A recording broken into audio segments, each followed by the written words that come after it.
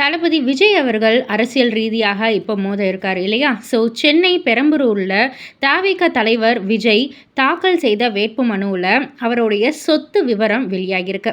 அதன்படி தவிக தலைவர் விஜயின் அசையும் சொத்து மதிப்பு ரூபாய் 404.58 கோடி.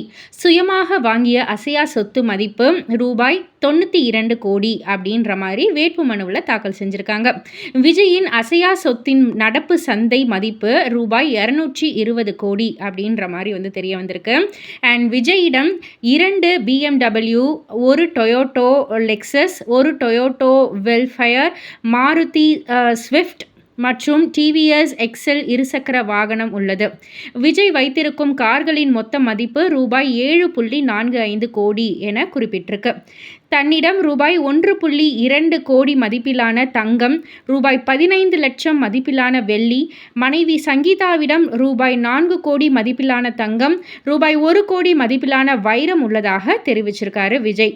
அண்ட் அது மட்டும் இல்லை, விஜயின் அப்பா, அம்மா, மனைவி, மகன் மற்றும் மகள் என குடும்பத்தில் அனைவருமே விஜய்க்கு கடனாளிகள் அப்படின்றது தெரிய வந்திருக்கு. மனைவி சங்கீதாவுக்கு ரூபாய் 12 கோடியும், அப்பா சந்திரசேகருக்கு ரூபாய் 3 கோடியும், அம்மா ஷோபாவுக்கு ரூபாய் 87 லட்சமும், மகன் ஜேசனுக்கு ரூபாய் 8 லட்சமும், மகள் ஷாஷாவுக்கு ரூபாய் 4 லட்சமும் கடன் வழங்கியிருக்காரு விஜய் அப்படின்றது தெரிய வந்திருக்கு.